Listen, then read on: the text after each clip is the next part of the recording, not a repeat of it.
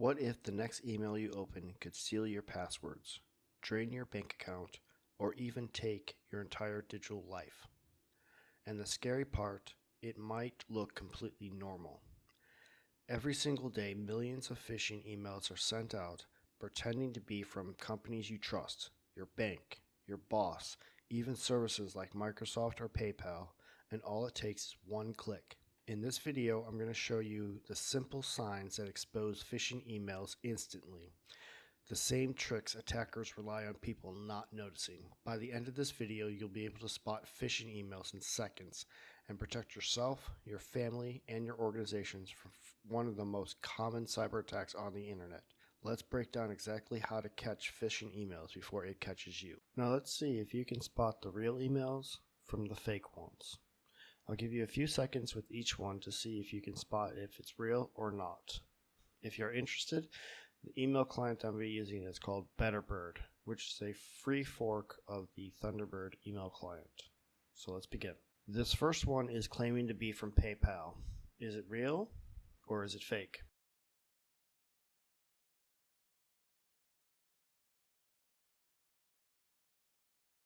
This is a real email.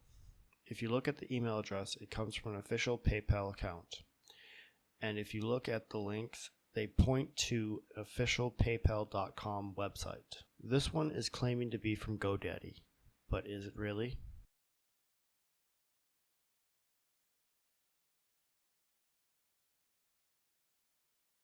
This turns out to be a phishing email. If you look at the email address, it's not even close to an official GoDaddy email address.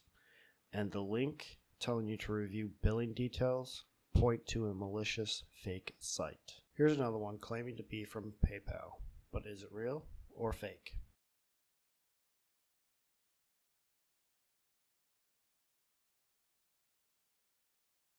This turns out to be a phishing email.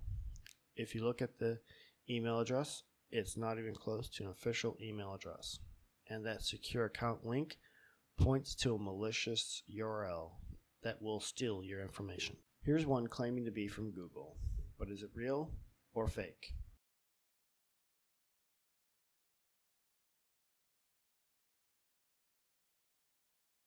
It turns out that this is a real email from Google. If you look at an email address, it comes from an official Google account. And that check activity link does indeed point to google.com. And finally, here's one that is supposedly from Wells Fargo.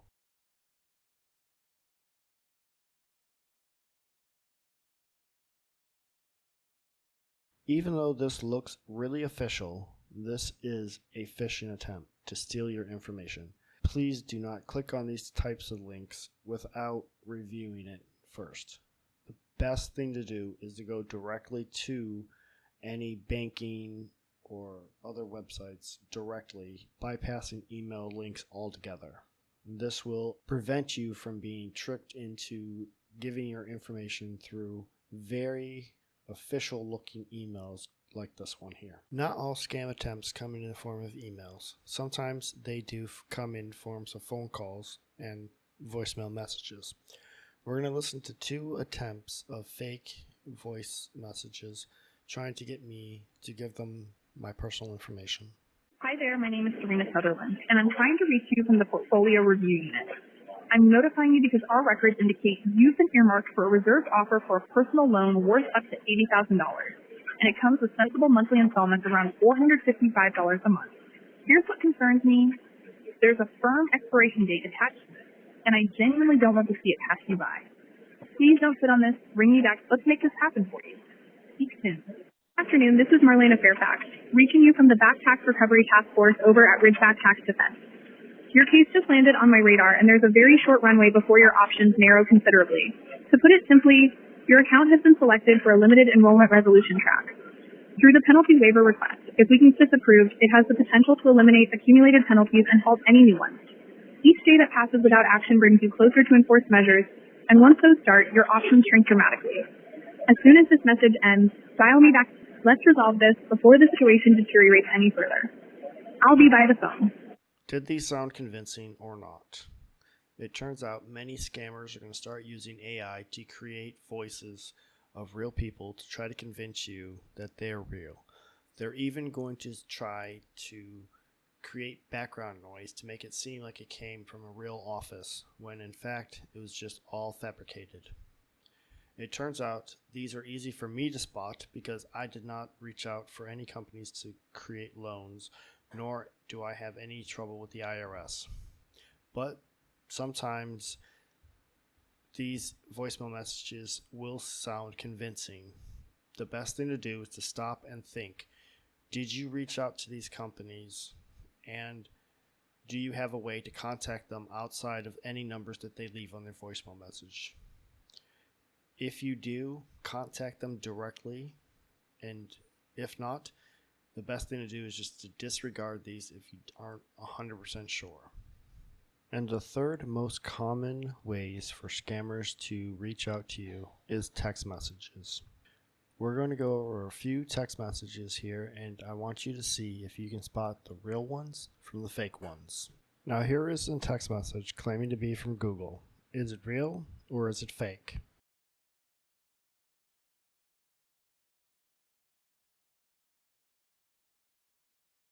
It turns out that this is a fake one. The best thing to do when you get these types of text messages is go directly to Google, bypassing any links that come into these types of text messages. Now here's another one claiming to be from a health provider. Is it real or is it fake?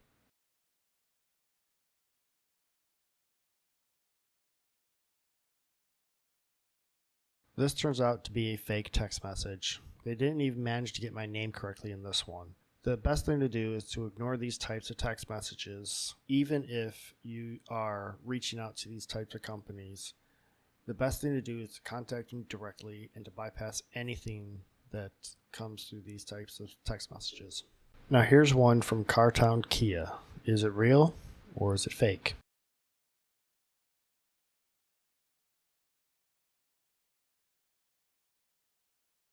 This is a real text message from Cartown. Again, even though this is real, the best thing to do is to ignore any types of links that they send through text messages, and the best thing to do is to contact them directly through their website. Now here's one claiming to be from CNFI USA, a loan company.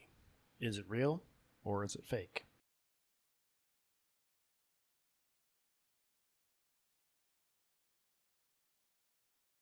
This turns out to be a fake text message, and it came with the fake voicemail message from earlier. Again, these companies will reach out to you randomly in hopes that you will give them your information. Even though CFNI is a legitimate company, this text message is totally fake. If you are not reaching out to these companies for loans, the best thing to do is just to ignore these types of text messages when they come. Hopefully now you have a better idea how to spot the real from the fake.